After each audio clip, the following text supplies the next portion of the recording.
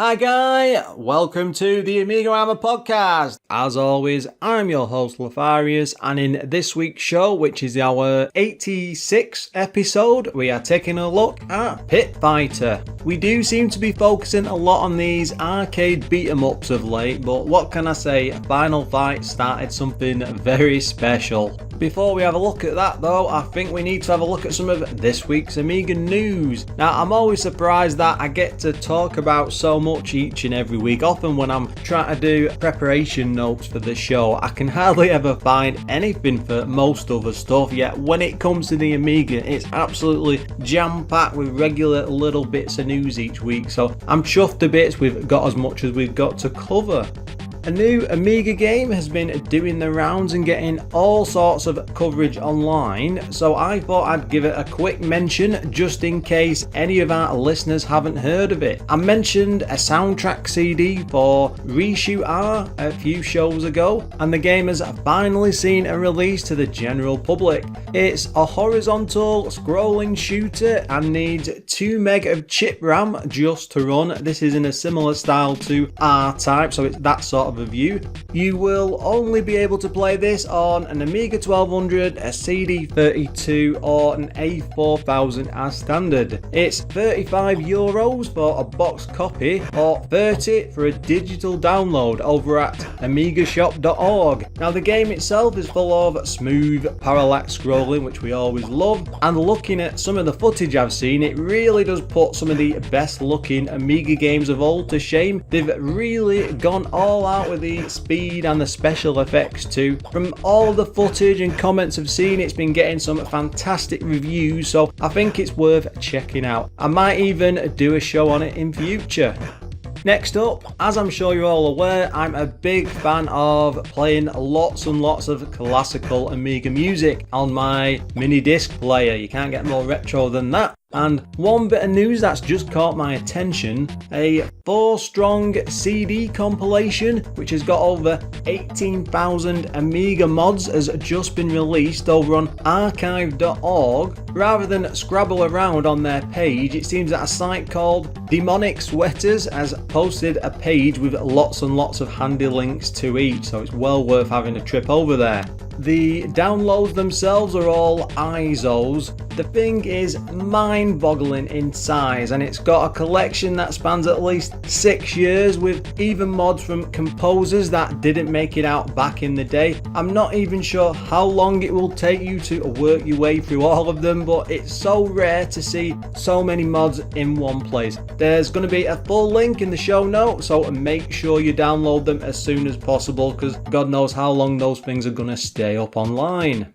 One thing I have to mention this week is just how amazing AMIGArama's community is. I'm always recording on my own, so it's always good to know you guys have got me back when, well, I get stuck with technical stuff. And just a couple of weeks ago, I was starting to get the itch to buy an Amiga 3000. 10-minute Retrocast gets a big plug here because he's been offering all sort of great advice for months on end and was getting way too many embarrassing questions, which I won't report here.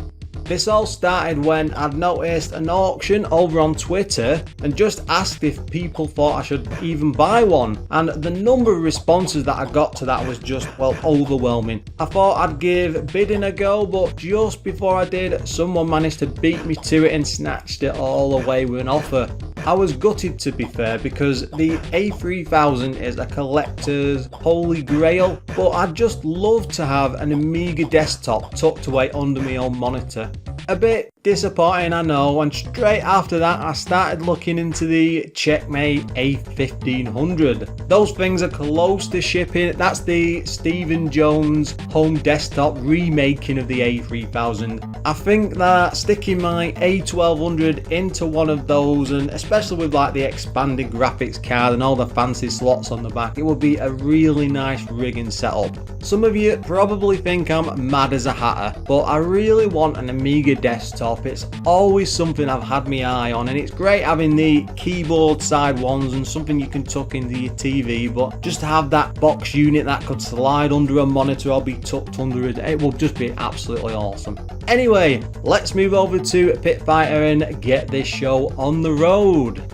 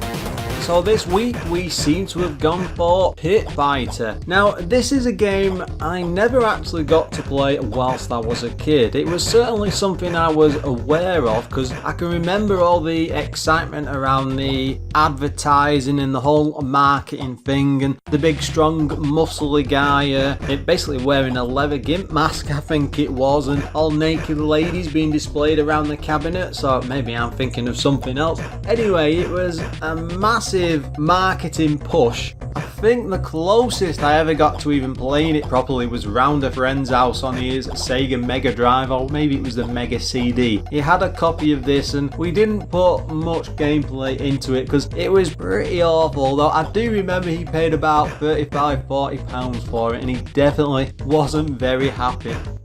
That doesn't mean the Amiga version is going to be like that though, so hopefully this might be a good one. Now, it was published by Domark, who had a lot of arcade hits under their belt. Cyberball, F1, Hard Driving, Clax, Prince of Persia maybe, Rugby World Cup, Stun Runner, lots of the big ones. This was developed by Teak. Now they do tend to have a bit of a reputation. It's a very strange company and I can never find very much out about them. Now they worked on Badlands, Chase HQ, Flintstones, the Man United games, Pac-Mania, Revelation and Shadowlands. Loads and loads of Amiga games. In fact, I was surprised there was so many. I wasn't even sure how one studio could do all this.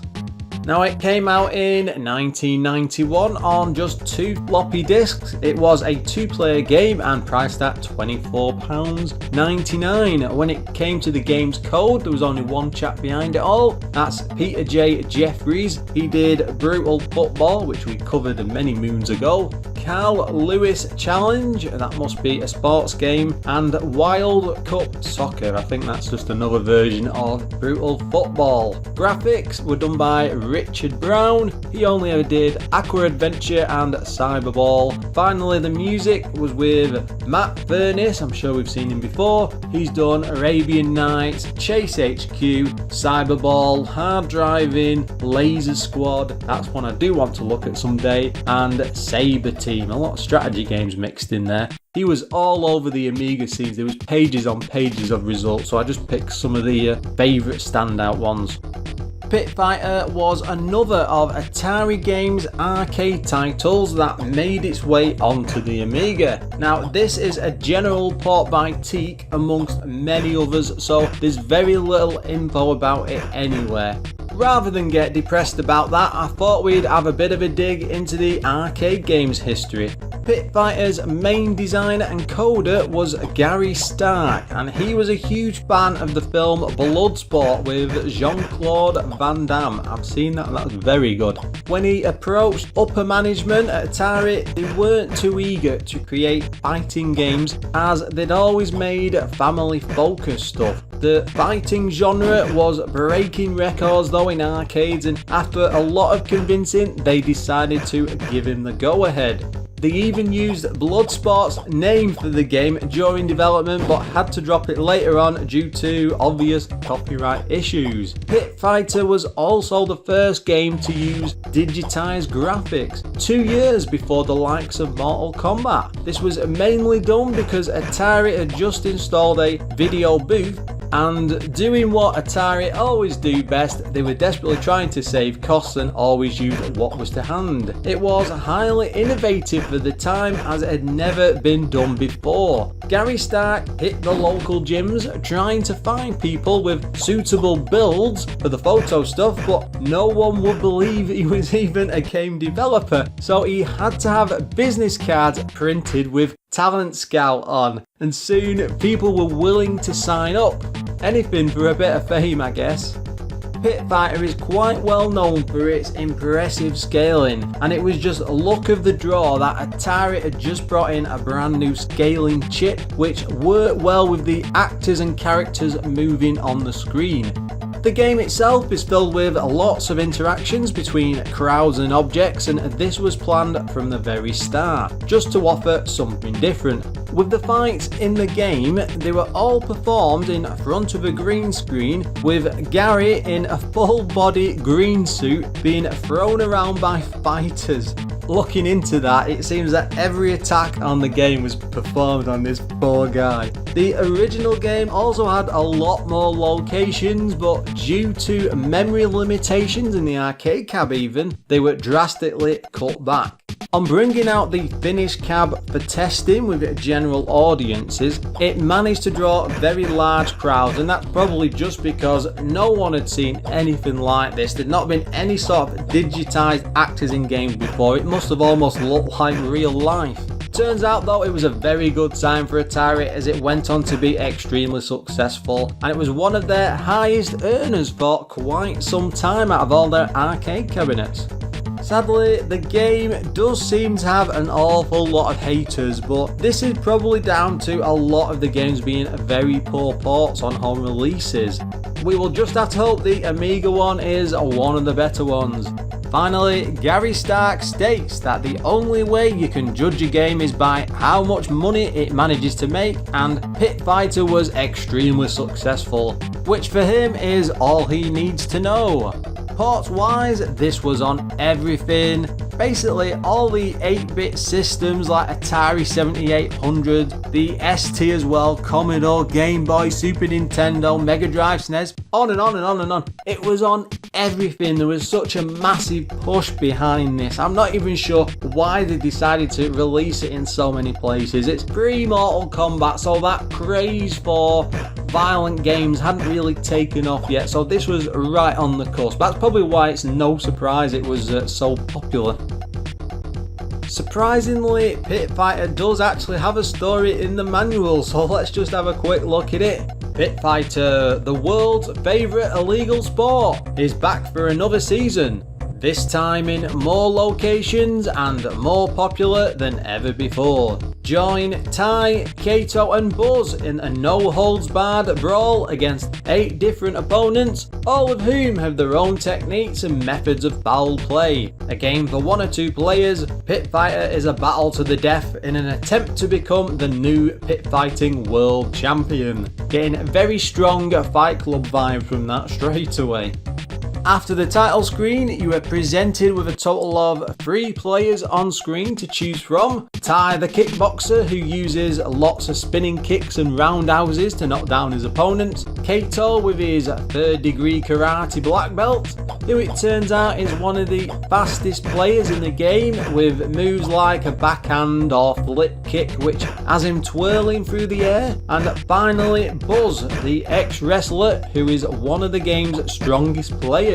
His strengths are how powerful he is at bringing fighters down with a pile driver or body slam. A true classic wrestling champion, and that's the blurb from the manual again. The game itself is sandwiched between 2 grey game title bars with a small flurry of text to say which match is currently running down the centre. Towards the top left and right is the details about the current fighter, so picture, money and knockouts won, with a green and red health bar under the player to show off who's winning. There's also these tiny indicators for the clock and record set for the current match, all very simple fighting stuff. There's horizontal bars which cover around 3/4 of the screen and tend to act as the actual floor, moving up and down as you walk around the screen area. There's even a wild live audience, not just standing static like in most fighting games, but actually moving around and getting ready to join in the fun.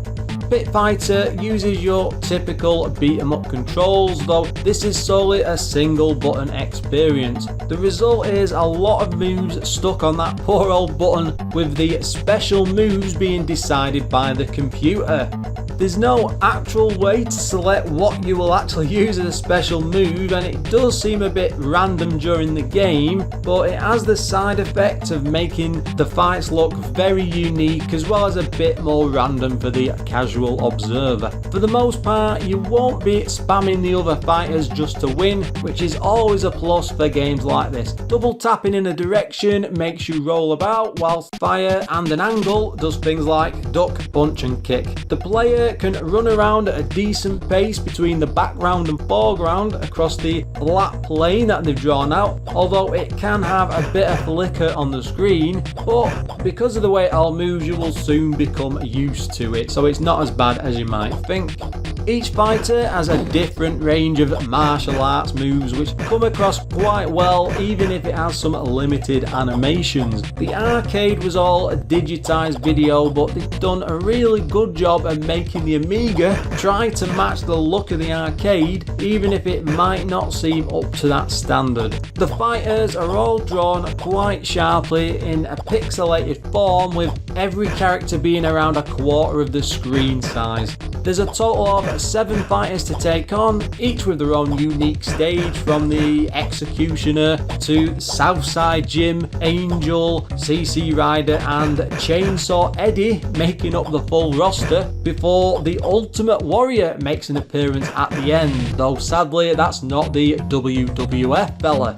Each has their own hard man street fighting look, except for Angel, which is the sole lady of the group, who just has your typical 90s over the top female look. It was a long time ago, hopefully things have changed since then. Unlike your typical arcade game, it has a reliance on building up money instead of points, and there's a chance to see the funds between matches, with a forklift truck lifting up your character high in the air to show off how much cash you've actually won. When you hit the 3rd stage, it shows off a grudge match which lets you have a free bout knockout with, well, yourself in single player or the other person in the 2-player mode, assuming there is one, of course, about to play with. In these, you just have to knock the other player down to win prizes or points. Nice and simple. This might not seem like much, but they add 3 circles and each knockout results in an X appearing over them. This just adds a tiny bit of variety to the game every so often. It's similar to the sort of thing Street Fighter 2 did with the car smashing level. In the fighting arenas, you will also spot a range of items like throwing stars, crates, sticks, and even the odd motorbike littered around the ground. They all provide a sense of being in different areas because it changes each time, even if there's a lot of very familiar looking background designs. It's not all about items to bash people though. They do at least add a power pill that can be found in things like barrels, and that doubles your attack but also halves the opponents. After playing this for a bit, I thought it had a really good level of difficulty. You can't change that in any way unless you get a second player involved, but each opponent isn't just a walk in the park, and you need to take your time to avoid the moves and hit back when you can actually land a punch. They always seem to get back up for another pounding though, so you gotta keep a close eye on that energy bar and keep those special moves handy. The backgrounds depict things like a warehouse, car park and even a shipping port. They're all very basic, but it uses what it has to give you a good sense of each fighting arena. The floor has a strange lined effect, which must be part of the 3D visuals to add depth. After our show on Stardust, I'm not as fooled as I was before about sneaky effects, and this does do it well though. There's so many 2D elements working together to make it feel like you really can walk around, but look too closely and it sort of all falls apart. The floors are identical on each area, but they do at least change the colour scheme, which for the most part is enough to make it look different. One thing I must mention is the spray of blood when you punch an enemy. Only a little flourish mind and not gushing wounds, but it makes it feel a bit more adult-like than it probably has a right to be. I promise I don't have a thing for goring 16-bit games, but credit where credit's due. There's also a large number of flat grey moving sprites to show off the general audience, which is never going to win any awards, but at least when you get too close, a member of the crowd will actually push the players away. I seem to be playing a lot of arcade games with poor music of late, but Pit-Figher has much better tunes in the competition because it has a lot of different tracks that span the length of the entire game, and the most stand out for me was definitely the title screen music, as from everything I could see online it doesn't seem to be included in the arcade version, unless it's just a remix and I managed to miss it. Anyway, I've got to bring it up because it's just so darn catchy, as I'm sure you heard it before. We need to take a look at the sound effects, which tend to just be punches and crashes of thrown objects. Thing is, they've done a good job at using them, so it never becomes tiresome to hear. There's even a voice recording of the game's muscly mascot between stages. That's the chap wearing the old leather mask in the gimp suit. Was a very odd marketing campaign for sure, but you've also got a lot of pumping iron, muscles and over the top strongman stuff crammed into every corner of the game. I'm not entirely sure what that's even all about, but it's there if you like that sort of thing. I'll give it to them, they do like covering all sorts of different genres.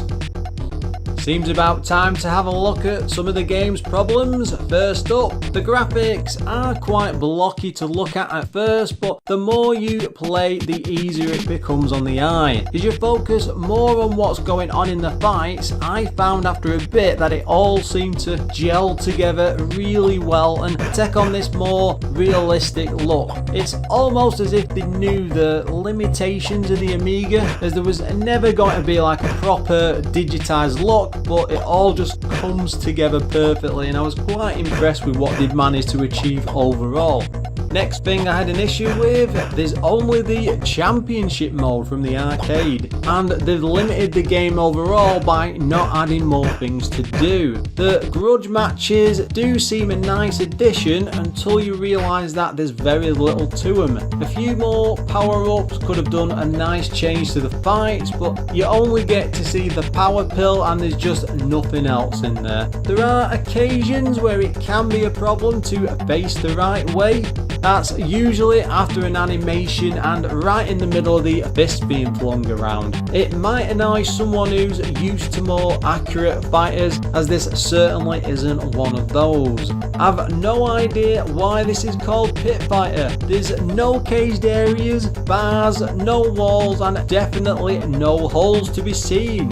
This was a fair few years before the likes of Fight Club, so I guess they just had to come up with something. Looking over the magazines, Amiga Computing gave it 90%, The One 82%, CU Amiga 76%, Amiga Action 71%, Amiga Power 64%, and Amiga Format with the lowest is 60%. I mean, those are some truly wild scores, but I found that more time I spent playing this, the more I realised just how I can understand the score confusion.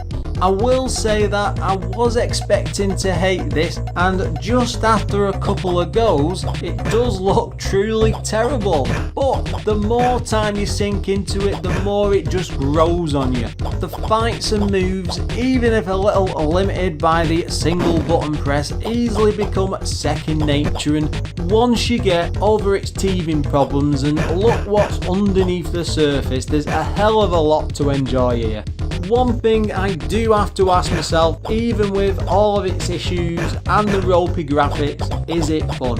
Yes, loads, if you get close enough. I spent ages playing this before I even started taking notes for the show, and I was quite terrible at it. There's just something hidden underneath it all that just made me want to keep on playing. I know it didn't look the best and it wasn't the greatest of games.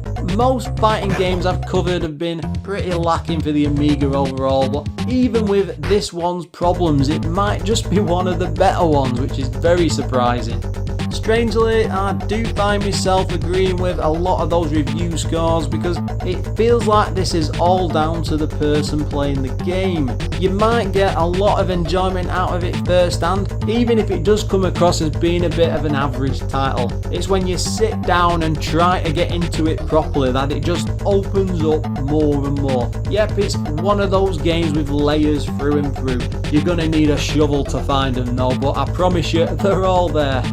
I can't just brush over its faults though. It could do with a lot more tweaking and probably a facelift on the graphics if I'm honest, but it keeps the core gameplay down perfectly. Once I got past those controls, which will take a bit of learning, it just hooked me good and proper. What we end up with is a good attempt at a port of an average arcade game that's probably worth 5 minutes of your time if you've got nothing else to do. There's enough variety in the music and sound effects that work very well with what they're trying to present, and it might just be the very definition of a Marmite game.